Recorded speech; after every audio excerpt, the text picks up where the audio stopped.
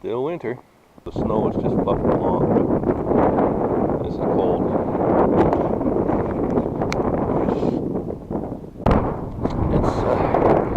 That wind is picking up, and I'm in the open here more than I want to be. So I'm going to have to find a spot where I'm getting sheltered a bit better. Things that are so common and everyday to me would be something unique to other people.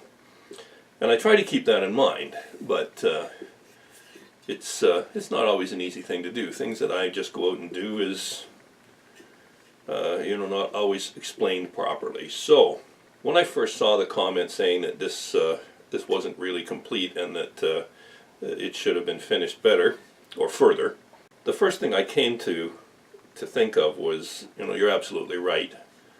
I didn't explain this thoroughly. So we're back today for the sequel, part 2, and we're going to complete this properly.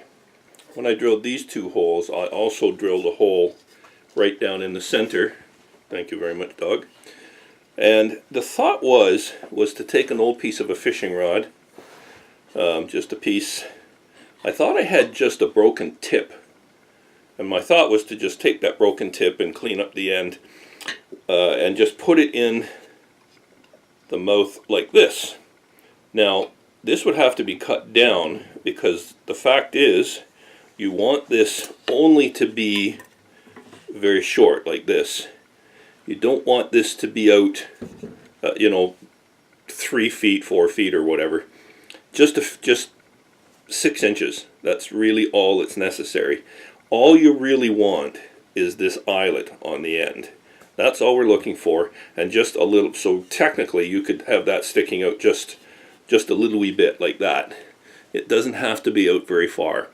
You're just dropping the line straight down, and you're just jigging it.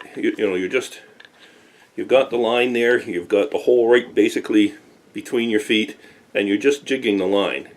And so this is just causing the line to go up and down a little bit, which is flickering the bait. Same as you would jig out of a boat, except you're doing it through a small hole. One of the reasons the real reason you need this to be extremely short is because you need to be able to see down the hole to some degree, because sometimes even with an 8-inch auger like I use, we have occasionally got some pretty big fish around here, and you need to be able to, and remember the ice is 2 and 3 feet thick.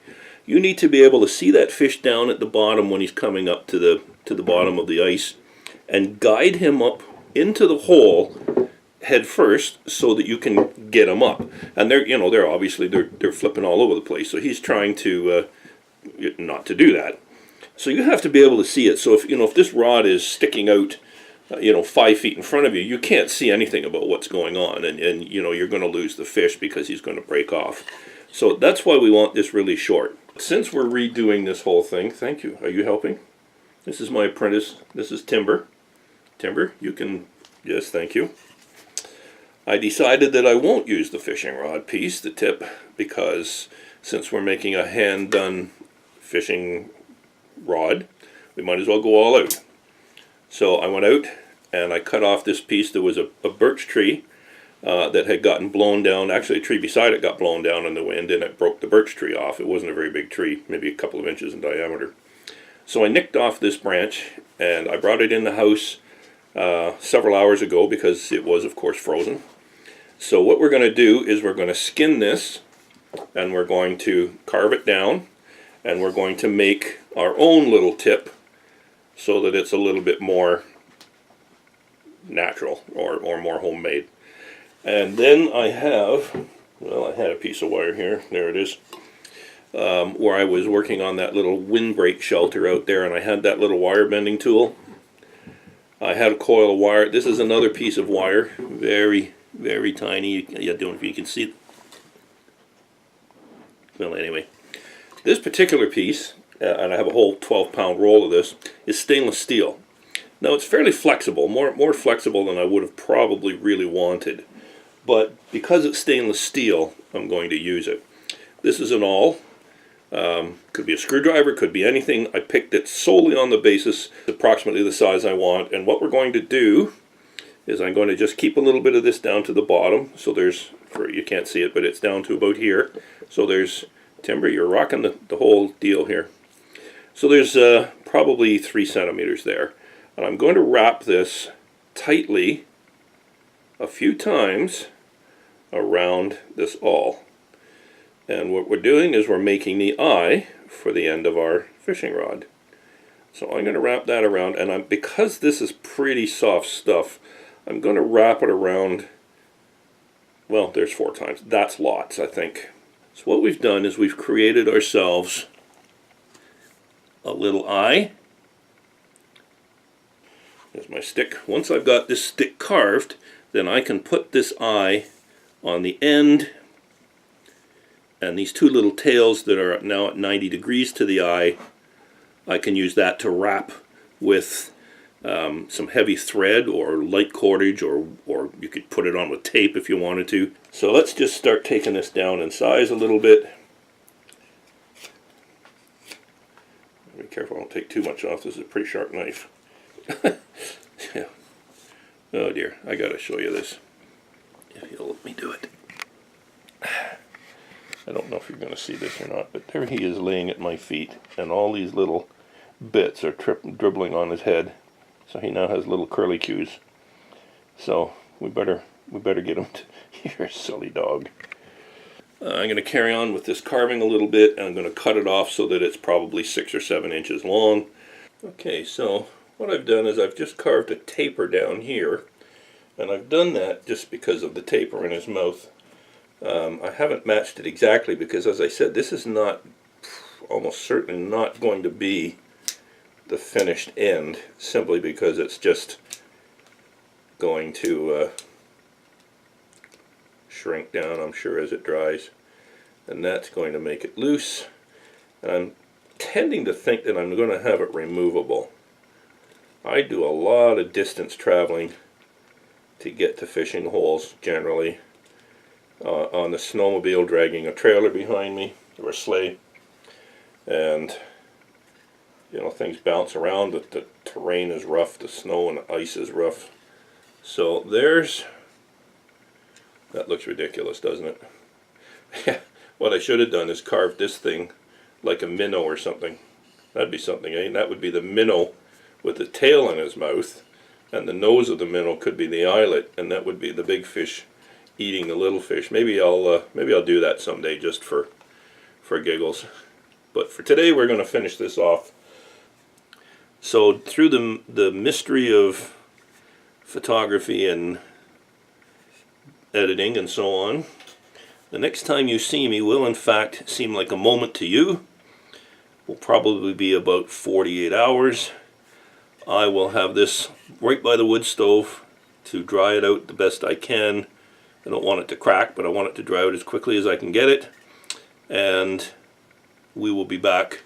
We'll complete this piece here, get the eyelet on the end, and then I'm gonna, you know, you're forcing me to go out and go for another ice fishing trip. You know, it's pretty tough to keep up with all this, you know, forcing me to go out fishing like that. It's, you know, you just can't imagine what I go through to make these videos for you. So I'll just have to bite the bullet and make myself go out and do another ice fishing trip. There's just no way out of it. We'll see in a few seconds for you and a day or two for me. Alright, well, here we are. We finally got this thing finished. It was my intention to take this out ice fishing, and then I could complete this portion of the video in the ice hut and you could actually see this in operation. Unfortunately, Mother Nature has interrupted. We're getting some kind of sleety, freezing rain thing going on. I tried to go out yesterday, which was April the 5th. It's not really any better today, which is of course the 6th. So I'm going to show you the finished fish as it is. So not anything really has changed on this side, but on this side, I'll bring it up closer. You can see where I've put the dowels in. There you go. And I've put some fishing line on here. When I was showing you the last time about making the little rod tip, and we made that little wire piece for the eyelet, and I joked that I should make it look like a minnow because it looked kind of ridiculous. I should never do things like that because honestly, these things get locked in my mind and no good ever comes out of it. So here's the fish, and I'm going to move it over this way a little bit, and here's the new end that I made, and it goes in like that. So here's my fish grabbing the minnow. Now I was going to paint the back tail here and so on, and paint the fish a little bit more, but the wood is still not entirely dry because, as you saw, this was completely fresh green wood. The fish as well, for that matter. So I'm going to have to just give that a bit more time. So I did put a little bit of orange and yellow on the minnow just to help show it. I took our little coil that we had made, and what I did was I drilled a little hole here and a little hole here, and I ran those two little tails that we left completely through, and then on the other side I just bent them over, just splayed them out. And I put a couple of drops of a 2-part epoxy in there just to be sure. Now I mentioned also there was another way to use this, and the other way would be to use this as a tip up. Oh, here comes the beast. Yeah. Okay, move your tail. And what some people would do, and what I may, actually I could probably use it both ways, just go ahead and do this. Turn it lengthwise here, find the balance point. So you'd want to find the balance point so that it's going to sit, you're going to drill a hole right through here, maybe 1/8 of an inch or so in diameter, so that something, a metal rod could go through there. Even a piece like a cut-off coat hanger or wire coat hanger or something, but you just want to drill a hole through here, and you want to drill it at whatever point up and down the fish that the balance is, so that when the fish has like a fork stick here to hold that metal rod, so you're going to have like a fork stick, and that metal rod is going to sit on the forks, and the fish is going to sit just slightly on a downward tilt like this by the weight of the fish, the balance. And so then the fish will sit like that, the bait will go down the hole, and when the fish grabs it, hopefully, it's going to pull, of course. It will tip the fish down, so you want your balance point fairly even. It'll tip the fish down, and then as soon as you call this a tip up, as soon as the fish tips up like this, you know you've got something on. So that's it.